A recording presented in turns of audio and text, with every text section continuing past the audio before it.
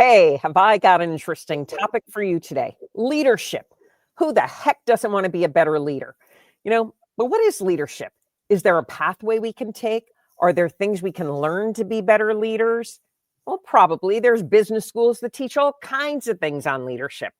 But do you have to go to business school to learn it all? Maybe, maybe not. Maybe you should just listen for the next 55 minutes and get wrapped in your seat to tune into this episode with Larry Hartman. And I wanted to interview Larry for a couple of reasons. One, he just wrote this book, 7 Pillars of Inspired Leadership. Well, that's an intriguing title.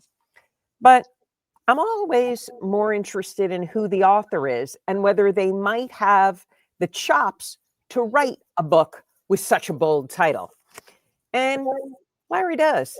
Not only does he, I'm going to let him tell you what he does and what he's done in his life, but not only does he head up a very big company, he has impacted the careers of countless executives. So please say hi to Larry Hartman. Thank you, Diane. It's an honor to be here on your show. Thank you. This is going to be fun. So Larry, let's start with leadership. How would you define leadership and a leader? Yeah, so to me, leadership can be described really as influence. I think to me, it's the ability to get things done using influence. And I think it probably leads into the style I favor, which is certainly more of a servant leadership style. But I think no matter what you're trying to lead, whether it's a company, a nonprofit, a family, influence matters. And that's what gets things done in my book. It's an interesting point, influence. Can we command influence? Can we demand influence? Or do we have to earn influence? I think a little bit of all those things. I mean, let's just say you may have a position of authority, but if you don't get respect, if you don't build the right relationships, then that influence is going to be lost and, things aren't going to get done. So I think, influence is more complicated than that. I think for a great leader, it's about the relationships they build, the teams they build that fit their style. And it's about how they develop, mentor, and create loyalty within those teams, which is, a lot of what I'll talk about in the book a bit, but it's what I've seen as a style of leadership that successful leaders are able to use that drive real powerful teams rather than just people going through the motions and saying, I have a job and I work for somebody and I do what I'm told, which isn't leadership. That's, dictatorship maybe. That's such an interesting point. I've worked with over 400 CEOs of publicly traded companies during my career. And there were ones that you knew right away, almost instantly, they were leaders in how they handled, the inevitable screw ups that could happen, or, how they handled stress, how they handled things when everything wasn't going swimmingly. It really is such an outstanding. Leadership is one of those characteristics you recognize instantly. And no matter how somebody tries to say they are a leader, if they are or not. Yeah. But I think at the same time, leadership gets developed over time. Leadership gets developed over experiences, right? So I think a lot of what makes a good leader or a great leader is the experiences they've been through, the mistakes they've made, the challenges they faced, so that when they face those challenges, it's not a shock because they're coming. As a leader that's been around for a while, and I've been around for a while, it's just what's next and what's the next challenge, what's the next hurdle. They're not viewed as problems. They're just like, that's called Tuesday or Thursday, right? I mean, it's just what the job requires. Could you talk about your background? Sure. So I think I have somewhat of a unique background in the sense that I've started 2 companies from scratch and scaled both of them to several $100 million businesses. And I didn't come, with an Ivy League education or with a trust fund to help me get there. So, my story, chapter 1, grew up in California. I paid my way to go to state school because in those days, if I wanted to go to college, my parents said, figure out how to pay for it. And I did that and ended up working. I came from that school too. Yeah, and there's a lot of advantages to it as I look at, the generation today that I've, supported as my kids who've had it so easy that sometimes you lack maybe the grit and the work ethic that you had from what we went through. But, so worked all through college, got a lot of experience while I was in college, and then started my first business right out of graduating in the financial service space. We had a business that did commercial lending to doctors and hospitals, and it was 3 partners. We all put $1,000 in a bank account and didn't know what we were doing. And generally, I'd say that's a bad idea. Don't follow that idea. But it ended up working out. We were an Inc. 500 growth company. We got the business to about 80 million in revenues. And in that time, we had a dream to take the company public, which we did. We were able to get listed on the NASDAQ. And then after having some capital, grew it to several hundred million and sold it to American Express. So, like, to me, my first chapter was That's impressive. A little bit the capitalist entrepreneur dream, fast growing, startup, don't know what we're doing, to fast growing private, publicly traded. And then I saw what working in a big matrix organization was, which, we can talk about leadership and things, but, entrepreneurs generally don't fare well in big matrix organizations. But I gave American Express my 3 years, saw what that was like, and that was chapter 1, and a lot of good learnings. Then chapter 2, I started the current company that I run called ZRG Partners 25 years ago. And what ZRG Partners does, we're a executive recruiting talent management firm. Today, the business, fast forward, we're the 7th largest exec search firm in the world. We do senior level CEO, CFO, board level search. We do really fun projects with amazing companies across a bunch of different industries. And the business has 700 employees. We operate US, Europe, Middle East, Asia, Australia, Brazil. But it didn't start that way. It started similarly. It started with myself and a single partner and not knowing what we were doing 25 years ago, and kind of grew that business 10 years ago, decided to go raise capital, brought in private equity capital this time. And that's been kind of the rocket fuel for the last chapter of ZRGs. We've really grown is, accessing outside capital. We bought 17 businesses and we've grown organically. And it's been a whole lot of fun, a lot of learnings, a lot of interesting things. Now, you've obviously worked with a lot of leaders when you are placing them in these different roles at high executive levels. What would you say are characteristics you look for? Yeah, I think a couple of, certainly a hot topic is EQ, emotional intelligence, the ability to, read a room, have empathy, to be able to listen, to be able to then influence. It goes back to influence, because I think a leader without EQ, emotional intelligence, isn't able to have the same impact on the teams that they manage and the teams that they lead and the organizations that they run. So, having that pulse of not just the market you serve, but the team that you have, I think is one of the big ones. And so, as we look at leaders often, I think I like to look at, do they have a loyal following? If they were to go somewhere, would a team follow them? And, you'll find some really good leaders that have left a burn trail behind them. They've had success. They've achieved financial success, but there's been carnage in the wake of relationships, and that's not always sustainable. And so I think having the combination of success, having proven you can build a team and a team is loyal to you and will run through a wall for you, and have that success, I think is a big marker to me of a leader that would often be the right choice for a client of ours. Mm-hmm. When you define 7 pillars of inspired leadership, how'd you come on the number 7? Did you have to do a lot of narrowing down and grouping, or did you have to say, wow, I think there's 1 or 2 and I need to build this up? No, I think as I looked at, everybody's success is driven by different individual strengths that people have. And so, my journey of building these 2 organizations, as I looked at it, and, I've had opportunities over the years, certainly, to talk to groups about leadership, about my journey, to talk to, universities and entrepreneurship classes about my journey. The things that kept coming up are kind of the essence of the pillars that I felt, were always important to me. And again, the topic that I talk about is really related. I built 2 service businesses. In service businesses, people really matter. Like, I haven't invented a molecule that cures cancer, or I haven't, sent rockets to Mars. That's probably different dynamics. But in the world of a service business, people and relationships matter a lot. And so I think the topic of the 7 pillars is probably geared towards an entrepreneur building a business, and geared towards someone running a business that's got heavy service aspect, where your people really do matter. It's not just something you wrote on the wall that our people are our most important asset. They really, truly are.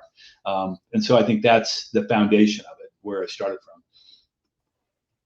You do hear that a lot. People are our most important assets.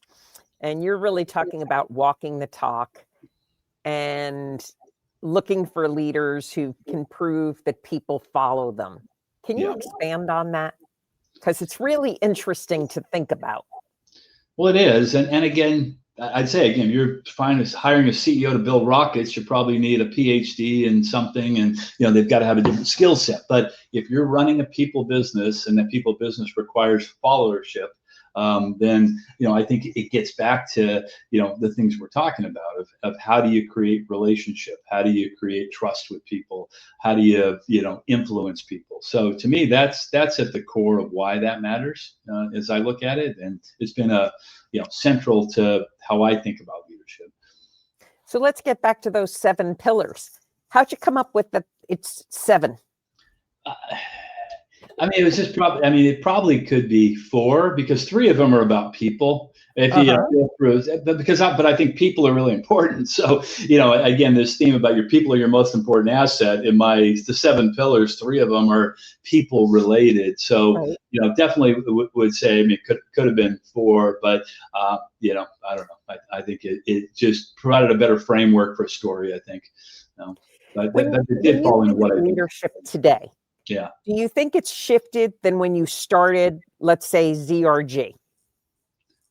What things have changed over the past, about 25 years? 25 years ZRG, and, first business 17 years. So I've been tackling leadership for a long time. But I think today, people vote with their feet.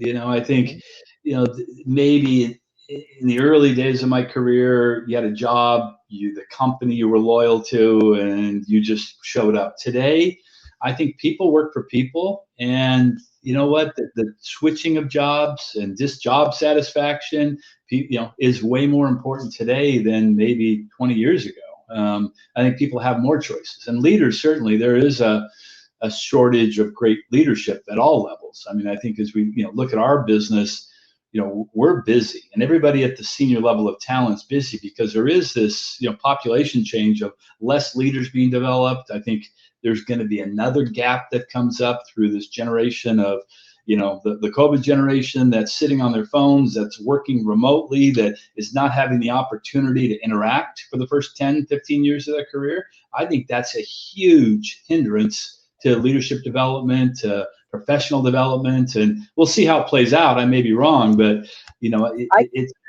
I wholeheartedly agree with you on that one, Larry. I do not understand how anyone coming into the workforce would actually prioritize that I want a remote job. Yeah. They don't have a clue of what you pick up just plain standing at a coffee machine and filling up a cup of coffee for your 5th time during the day. Yeah. There are conversations, nuances, the smile somebody gives you, the pat on the back somebody says, you're clueless, but you're doing a good job. I see a future for you. Yeah. Whatever it is. For sure. I was yesterday speaking to an entrepreneurship class at a local university, and some of the kids were asking, like, how do I get noticed? How do I make sure I'm going to advance? I said, you got to show up. You got to be in the office. If you're not noticed, you're not going to get advanced. If you don't build a relationship, you're not going to get that opportunity. If you don't have rapport with your leader, how do you think you're going to do that on a Zoom call?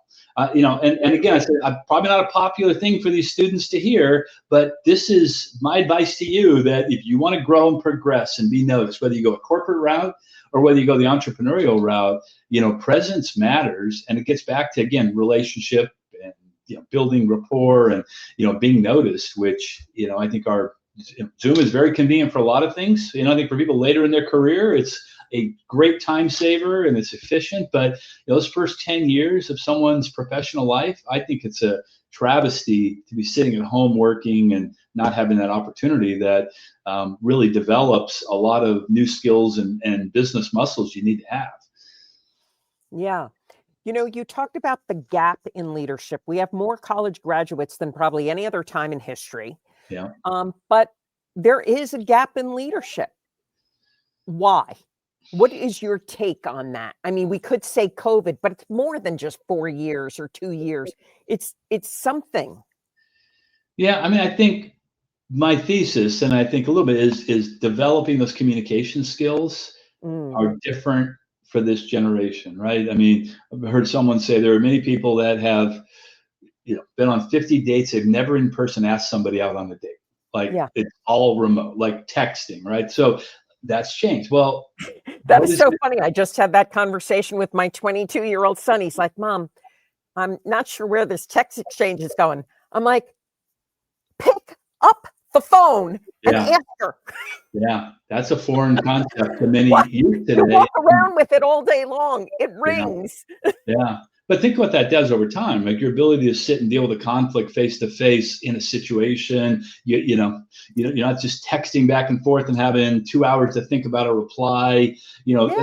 I think that it's developing a different mindset. Now there'll be some positives. It's a very tech savvy generation, and there's some absolute benefits to what this generation is growing up with. I think that AI is a huge enabler. I mean, I told the kids yesterday, I feel like I have 5 assistants at my side, and it's just me and ChatGPT. I get so much done now with my friend Chat that makes me way more efficient in my day, and they're going to benefit from, oh my goodness, you have what a lot of people didn't have early in their career as an enabler, as a way to be better at what you're doing. But it is going to be different. We're interested to see how it does evolve. But I think that's part of it.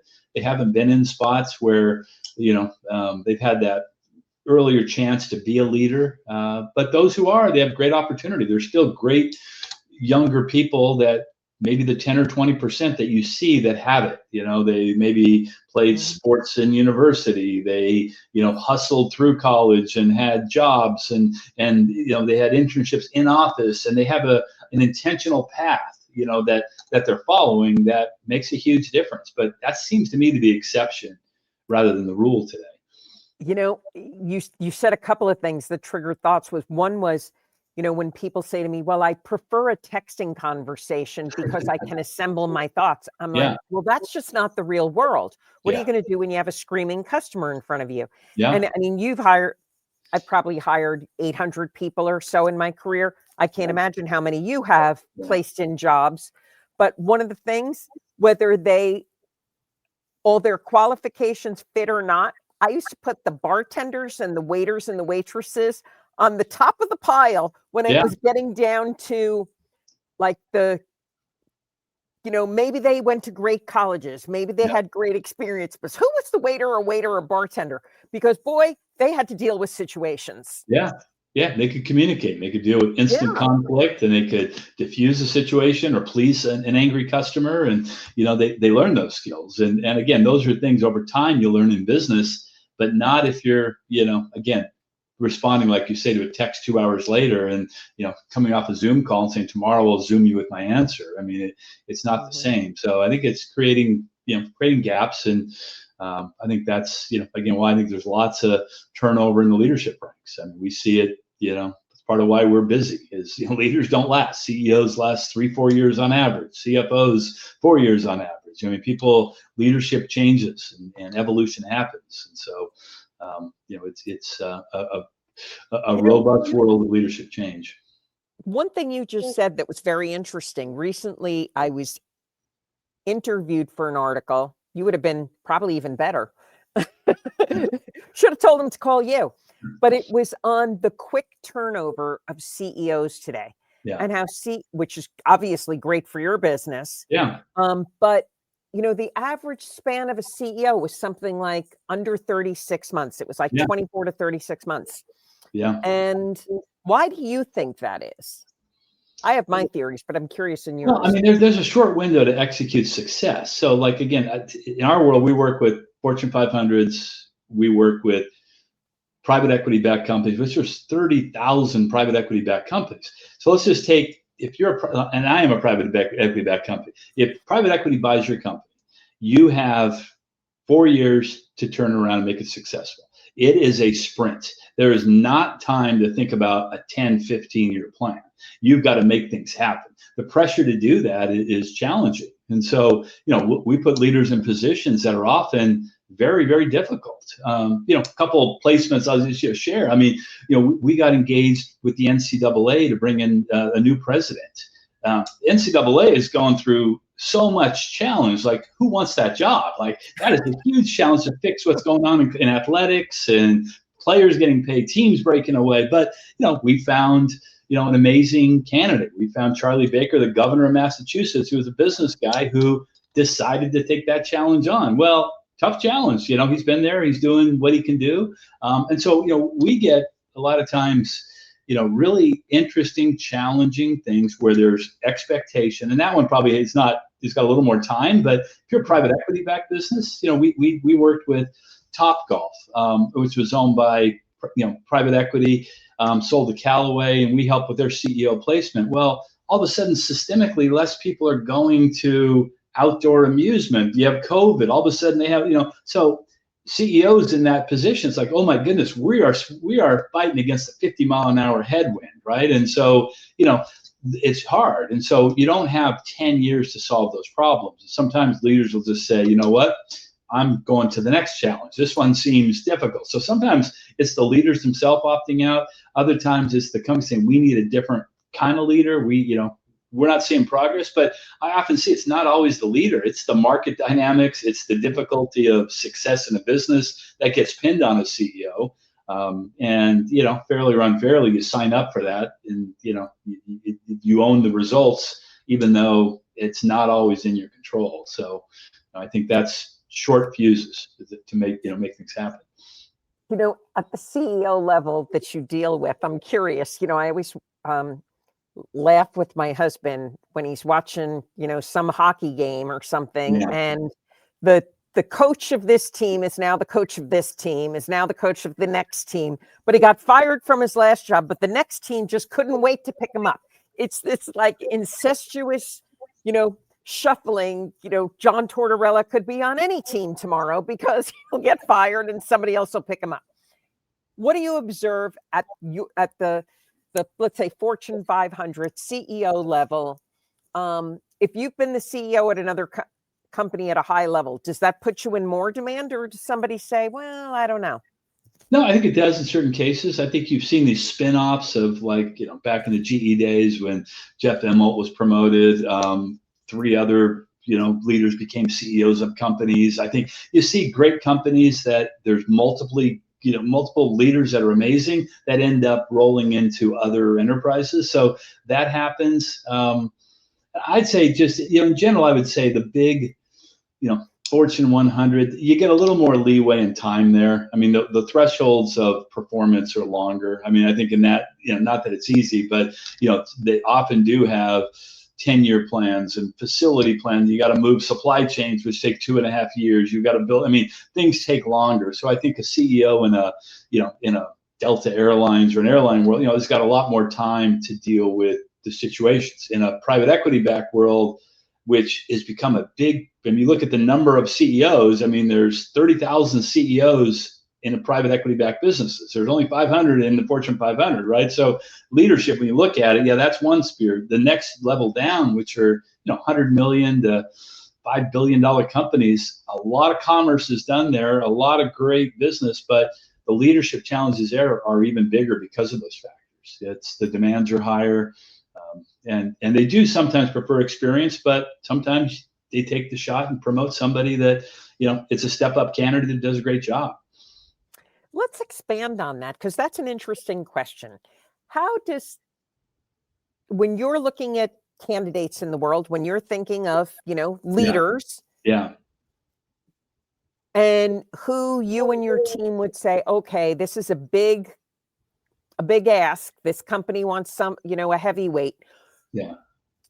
Are you looking only at other, let's say, presidents, or when do you say we should go down a little deeper? Maybe it's the managing director of this department or that department that we should really show the client and say, give this level Yeah. up. Yeah. So yeah, part of that's the client's preference, which we're serving, but the other side is when we can guide them, which is the majority of the time, we will guide a client towards you should look at the market. The process of meeting 5, 6 great candidates will inform the decision. So look at 1 or 2 step-up candidates. Look at people at the level and look at a stretch. And then through that process, get the feel for what's right. Because I think sometimes until companies see what options they have at that time, they can't make the right decision. They just say, hey, we want somebody who's, we're a $500 million company. I only want a CEO that's a $2 billion revenue CEO out of these 10 companies. Well, that tends, you may not get any of those 10 interested. So you have to pick the best available choice. And so what we see our job with our clients is to help them make a better hiring decision through providing a broader slate of choices and then helping kind of manage those trade-offs, kind of quantify some of the things that we do in leadership. You talk about EQ. We measure culture fit. Culture is a big topic.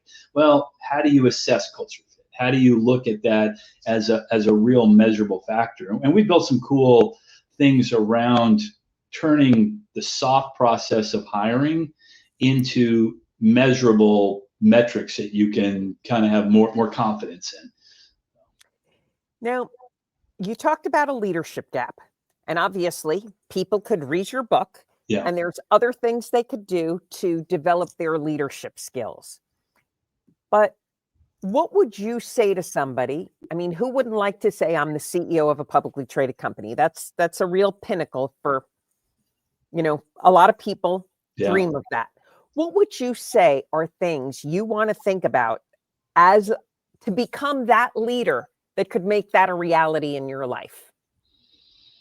Well, again, so certainly a foundation, which again, education and having the background, learning a business. But then, to me, the difference. There's the intangibles I want to get to. Yeah, no, to me, the thing that can be developed that separates one from another is communication skills. And it is one of the pillars that I talk a lot about.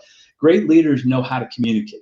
And it's not just talking, it's rallying troops, it's through presentation, it's through whatever means, because communication comes in many forms. And that communication, again, leads to that influence, right? So communications is a skill that can be developed and learned, right? It's something that people can develop over time. And so I think what separates, many brilliant people from great leaders, is that the brilliant person who's not a great communicator is never going to get that opportunity to step up and lead in the same way. And so we see a lot of times somebody with, call it B, technical skills, and A, communication skills will be the one who rises to the top.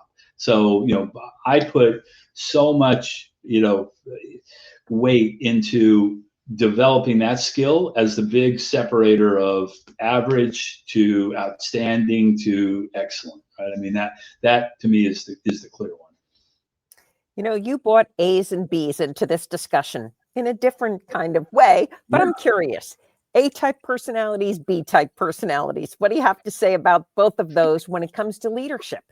Yeah, I'd say I think about it in A's and B's, a couple different things. Less style, but more teams are made up, not all of A players. So I have this conversation a lot with leaders. And there's leaders, if you have a team of 20 people, you don't get all A players. A player being amazing, outstanding players. You have A players, you have slightly less B players, you may have a C player on there. But a great leader's ability is to get the most out of the whole team. And so I think what I've seen with new leaders is they are A players and type A people, and they expect everyone to be like them. And a team isn't made up of all of them. And so what ends up happening is, the half the team relates to them. The other half, it is stress and conflict, and they're emailing them at 11 o'clock at night, asking, and it just blows up teams. And so teaching people that, a leader has to succeed with a variety of team members at different skill levels, different ambition levels. And as you know, you brought up the sports analogy, but that's what a sports team has, right? You have a salary cap, you have amazing superstars, you have average players, and you have guys on the bench. That whole thing makes up a team, and you've got to make it all work together. You don't get all Tom Brady's, you just don't, and you have to make it work. And I think young, naive leaders sometimes try to just completely clone themselves, which is an impossible task, and then expect people to act like them. And so, a lot of what I've seen in that developing leaders is that that's a fatal flaw. It's a dream that just doesn't come true very much unless you work at Goldman Sachs and you have your pick of the pick of the 500 A player type A people every year. But most companies don't have that luxury of just, we get to hire only, Harvard MBAs that work 100 hours a week that thank me for, not going home on Sunday. That's unique to the Goldman culture. On that, expanding on that thought, Larry, you've hired a lot of people, you've grown some really big freaking companies there. Question, the expression 20% of the people do 80% of the work. What would you say to that? I don't buy that. I mean, I think your top 20% are certainly more effective and they're going to have a big impact on what you do. But, no, I think maybe, they're certainly going to contribute probably 2 or 3x in an output that you're going to get from the middle and the bottom. But you need a village. I mean, at the end of the day, you've got to be able to manage through. Everybody has a salary cap, right? You have people that, you don't get to pay everybody unlimited amounts of money unless you're maybe OpenAI today and you're paying developers $50 million. And, you can just spend senselessly for a period of time. But most companies have a budget to make income and you have to hire within that. And so that means working with flawed people. And frankly, everybody's flawed. It's just figuring out how to manage the people you have to maximize who they are. And that's, again, part of this, how do you work with people, develop people? It's getting the most out of people. But everyone is different. It's getting the most out of a B player, a B minus player, someone that, there are people that go home at 4:30 at night and that they don't check their emails. Get the most out of that person. That's part of your team. And some people just can't get their arms around that. And I think it's part of, team leadership that will produce the best result in a realistic way that has, stability and continuity that you can continue on and do it. A headline you see a lot in the news today is quiet quitting. And we might see less of it as the economy goes up and down and dips and all around. And people are going to try to hang on to their jobs. But with the online community, with the work at home, you'll hear people, well, I'm doing this job, but I'm really working on this one too. How do you identify those people? And as a leader, what would you say to other leaders to basically kick their asses into gear? Yeah, it's a good point. And, so I'll start with something I say that, some people may agree with, some may not, but people work for people, not companies. So if someone's quiet quitting, it's a gap with their leader. They didn't know, they were unhappy, they were not challenging them, something was going wrong. And so if somebody leaves and a leader doesn't know that that's happening, that's a fail on the leader, right? That they should have known the motivation, what was going on with that person. And so, and again, we use that as we recruit candidates. And again, we do VP, director, and C-suite stuff. So if we're calling a VP, and we find out pretty early on, like, what's your relationship like with your boss? If they love their boss and they have been loyal and they followed him from 2 companies, the money doesn't matter. The opportunity kind of matters, but you're not going to get them to leave. When they're like, I don't have a relationship, I feel unvalued, like, that's someone we can recruit out. And so it's not, I don't like this company per se. It's like, I don't like the person I'm working for, which is a byproduct of the company, but we can recruit out somebody who has a bad relationship with their leader. We cannot get someone who's heavily loyal and dedicated to their leader. That person's not leaving. And again, that will go back to one of the pillars of developing loyalty within a team. If your team isn't loyal to you, good luck. They can be recruited right away, and they still could be recruited away, but it's going to take a whole lot more because you've invested, you've done the things to create that personal bond, personal loyalty, relationship, which I think is often overlooked in companies just driving for results, but not thinking about underneath it. What do you have to do to sustain it, without having to constantly be rehiring and retraining and going through the pain of that? Obviously, training and rehiring people is expensive. As leaders, what should leaders be thinking of as far as nurturing their employees to keep them, to grow them, to create that leadership stack? Yeah. Well, so one of the things I talk about in the book is a method I use of how. And 1 second, we are talking about Larry's book, 7 Pillars of Inspired Leadership, and it's a really good book. I highly recommend you pick it up.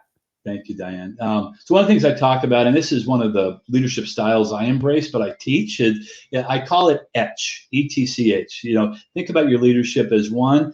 Are you encouraging? Okay, good leaders should be encouraging their team. The T is, are you teaching? Because there are times they have to be led down the path of where they need to do things differently or better. The C is challenging. Are you challenging your team to do more? Are you challenging them to rise up to do more than even they thought they could? And the H of ETCH is holding them accountable.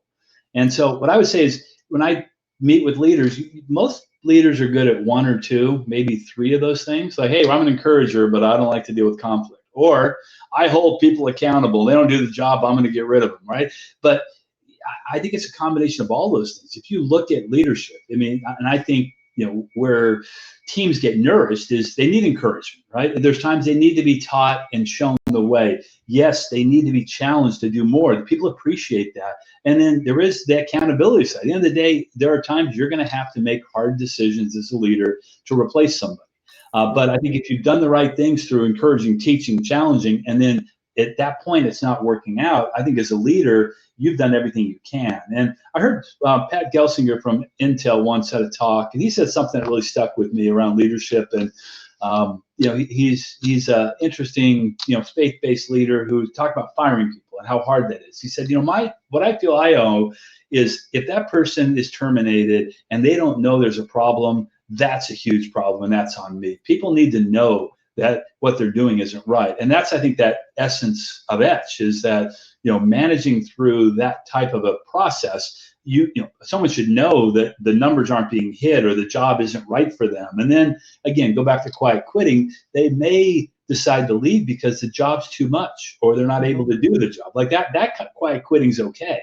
Like sometimes the challenge with everything you put into somebody, they're just not the right person. And, hopefully they see it, right? To me, quiet quitting can be a positive rather than, a hard termination discussion. But I think often if you manage it right, people come to the same conclusion of like, this may not be right for me. And it's like, you're right. This may not be the right role, the right situation, the right culture. And, every culture is a little bit different, but it can be done with care, with grace. It can be done in a way that, you create that, real, I think, bond with people even after you let them go. And I'm proud of the fact that I think through the years, the people I've hired many people, terminated many people, but the ones that I've terminated, I have good relationships with the people that have been terminated. I've tried to help them in their career. And I think part of it is how, it's not always easy and it's not perfect, but how do you try to manage through in a transparent way those factors of ETCH, which I think are, a good framework to think about. That is such a good point, because it's always hard to have those difficult conversations where you have to terminate someone. Yeah. And I cried many nights before having that conversation, just feeling miserable, not being able to sleep, but I knowing the conversation had to happen. But where I got a really good, I can't remember the name of the book, but it's probably got a bright yellow cover by Jack Welch. And the second chapter in it was on candor. Yeah. And it was one of the best things I had ever read in a business book. Yeah. And he said, your job as a leader is to be candid. Yeah. If you don't make people accountable by candidly telling them what they're doing right and what they're doing wrong, then you're failing as the leader. You can't blame them. You're blowing it. Yeah. And you can And do that in a kind way. You can do it in a thoughtful way. I mean, again, everyone's style will apply to it, but I think that's so important. And again, it makes that hard discussion a whole lot. It's never easy at the end to have that discussion, but if it's not a surprise and you've had that, hey, I'm going to teach you how to do this better. I'm going to challenge you. Here's the numbers we have to hit. Here's the things we have to do. Then to have the discussion of, listen, we tried. And it hasn't worked. And I'll have discussions, because when I feel like I have to terminate someone I hired, that's a failure on me, not them.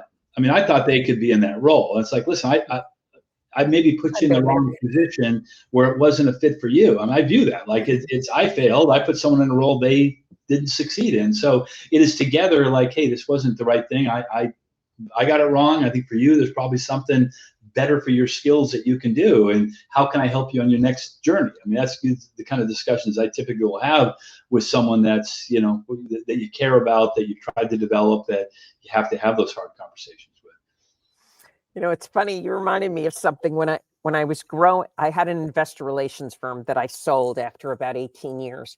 But when I was growing it, I got to a point, as you're adding people and you're wondering, are they doing what I directed them to do? Somebody, a vice admiral said, you should give them a 15 and 5 report. I'm like, what's that? They said, it's a report that you should get every Friday. It shouldn't take them more than 15 minutes to write it, and it shouldn't take you more than 5 minutes to read it.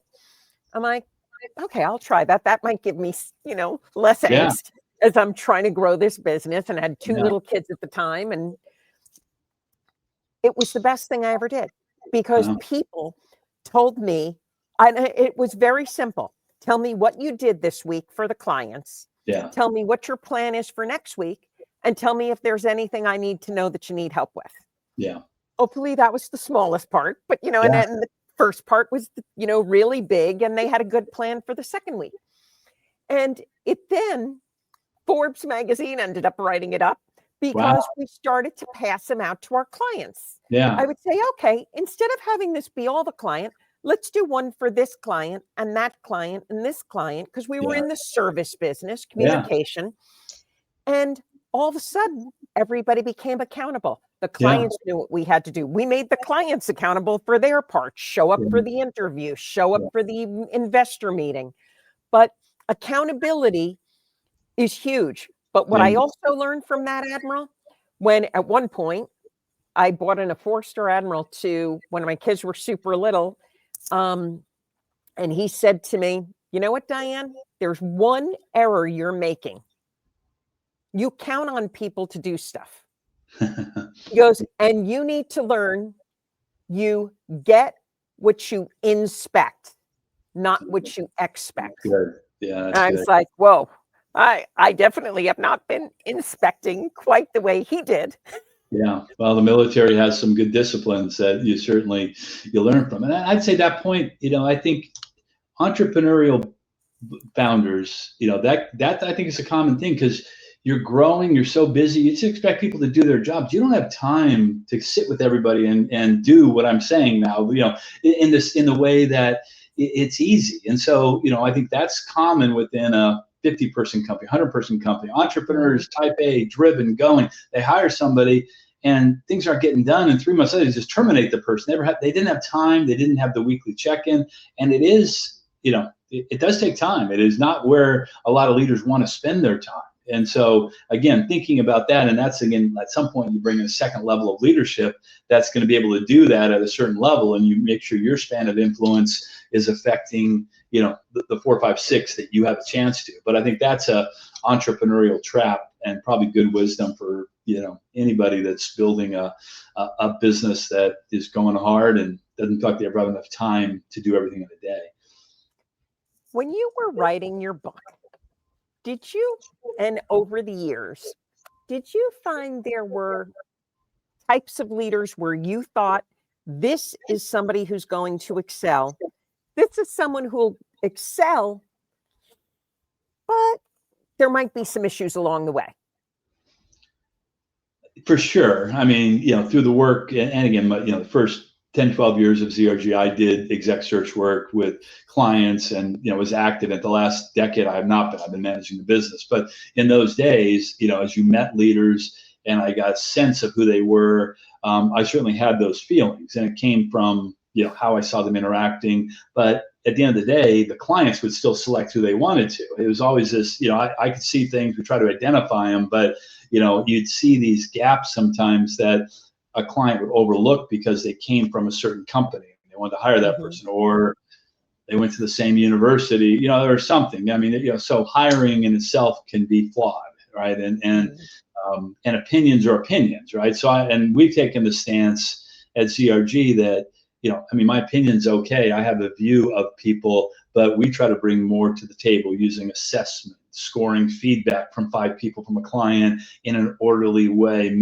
measuring things so that we can bring together kind of more data-driven insight to make a hiring decision. Because I think in hiring, it hasn't changed much in 20 years. It's, everything else has, right? But hiring still gets done in ways that create bad outcomes. And so, our mission at ZRG is to really bring more rigor process to how you look at information around candidates to get to that great decision.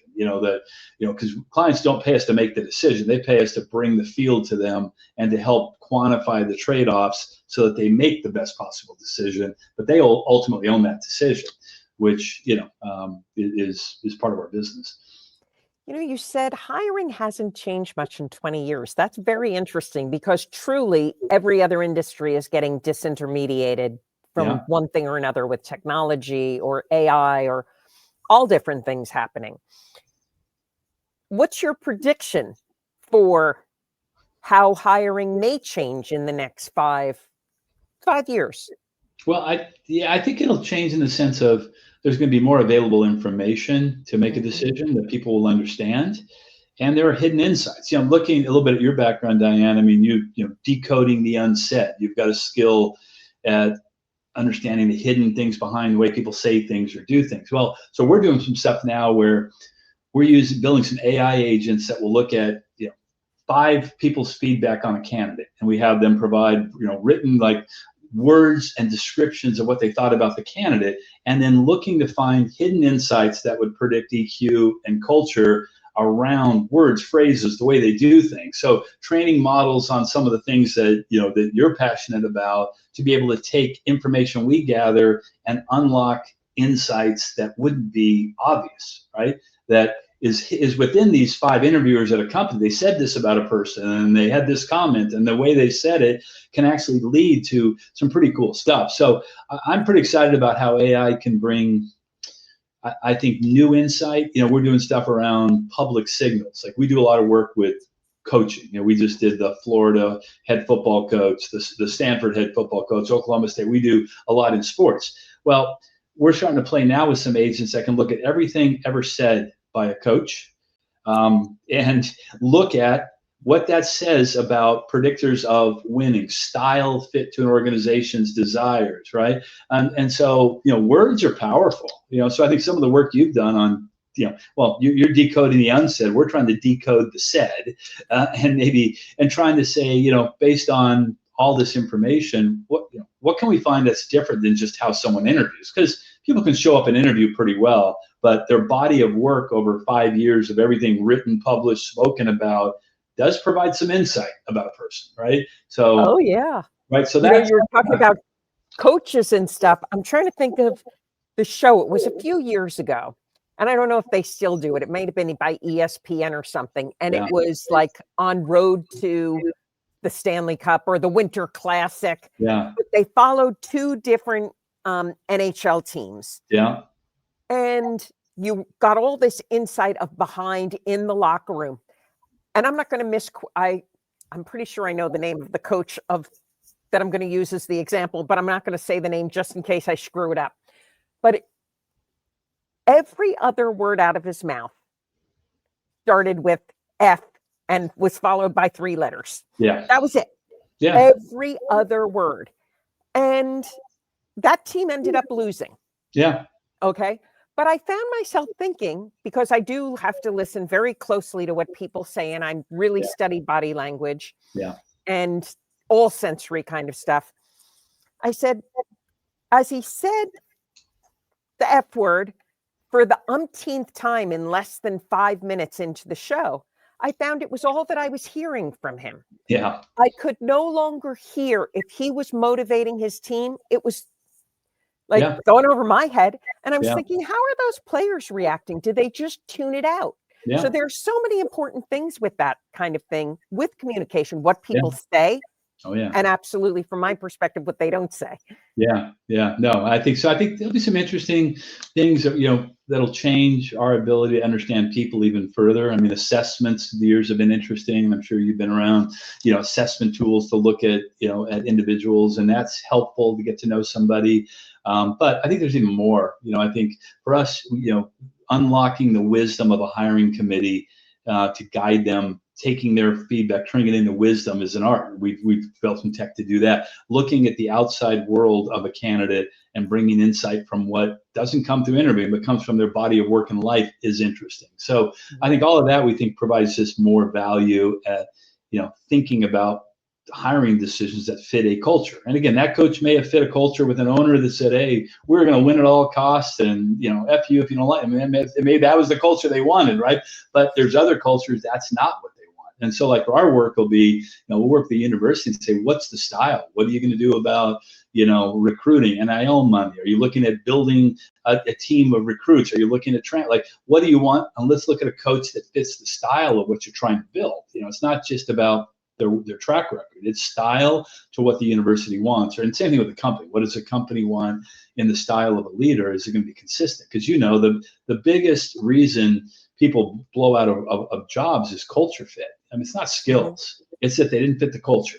And so, again, measuring that, and again, some of these tools are really interesting around, if you understand an organization's culture, you can match a candidate's fit to that culture through some pretty interesting ways now. And so that kind of work, I think, will let us continue to get better and better at the success rate of CEOs that we place, and continue to try to get it right. These always go so fast. But I have can I get a couple of more questions? You mentioned culture. As a leader, building an organization, what do you think the key things are for someone to think about to build that culture that makes people want to stay with you as a leader? Well, I think, and again, so I've been in businesses I've started, so the culture hopefully has been strongly influenced by the values that I feel are important. And so I think when you build a culture, and we have certain cultural values of we're high performance, but we're kind. We have grace as a culture, but we're client centric. So we have very commercial ones, but we also have some values of treatment of people that are part of it. So I think when you think about building a culture, a leader sets the tone. But then you've got to hire people that are consistent with those values, that believe in the same things. Because, if I hire someone who's just, we're going to run through a wall, I don't care if the person's unhappy, we run through 5 EAs because they're, we're going to get the job done. It's like, that's not the culture. We're not going to win at the detriment of humans, feeling, they weren't treated right. So I think it's that set the tone. And again, if you're a founder, you can do that. And then hire people that believe in those same values, or that support them, or that even, and cultures evolve as you get bigger and larger. But I think that's the key thing. I think it's more challenging when a leader comes into an existing culture.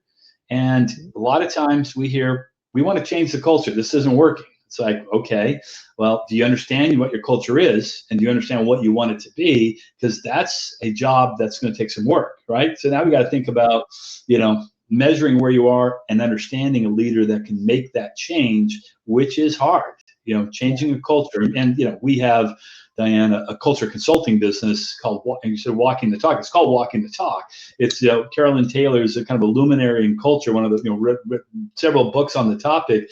We use that methodology that we put into kind of our assessment tools, our IP, as we think about culture. So it's, for us, culture isn't soft. It is measured, taught, consulted. It is the holy grail of getting it right. And, and I think there's, a quote out there, I think it's Peter Drucker, that, culture eats strategy for breakfast. But we have the saying, well, culture plus strategy plus great people wins the game. Like, culture is great. You have to have a great culture. You also got to have a pretty good strategy. And you know what? You better have the right people. When you get all 3 of those things, you have an amazing business. But one of those three is off, right? If your strategy is wrong, great culture, you lose.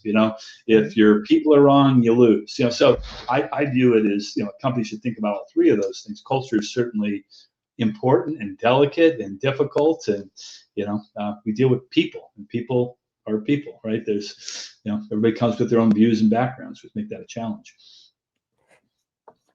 Larry, a parting word you would give as advice to someone who says, I'm getting out of college right now, but someday I want to be the CEO of a Fortune 500 company. What would you say to him? Actually, that question came up yesterday Besides in the read my university. book. No. I think I didn't aspire to be a CEO of a Fortune 500 company. I'm an entrepreneur who likes building businesses, creating value, so that was never my aspiration. I think there's a different skill to get there, but I think you got to work your way up. You got to learn an industry. You've got to be a constant learner. You've got to build a network. You got to build relationships. Like it is not one thing. But I think what I emphasize, with young students is, you have an education. Congratulations. I learned 95% of what I know after I graduated. It was a nice foundation. I learned how to learn, sort of.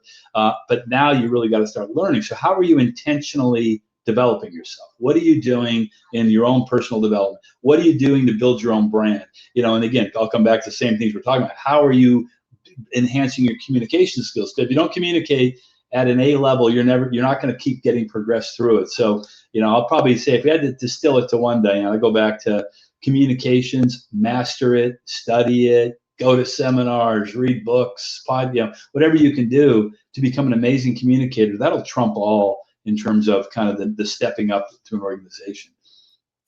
Larry, thank you so much for squeezing me into your day. Don't hang up. We're going to be going to the green room. I'm Dian Griesel, also known as Silver Disobedience. This is the Silver Disobedience Perception Dynamics podcast. I'm recording in Manhattan Center in TV2, which I love. So thank you, Manhattan Center. And check out Larry's book. I'm going to have links to it below so you can get a copy, because it would really be worth picking one up and sharing it with the entrepreneur in your life, the business leader, yourself, somebody who wants to just really learn how to communicate better and lead, because that's something that fits in every single area of our lives. Thank you very much, Larry. We're moving over to the green room. Please hit subscribe, everybody.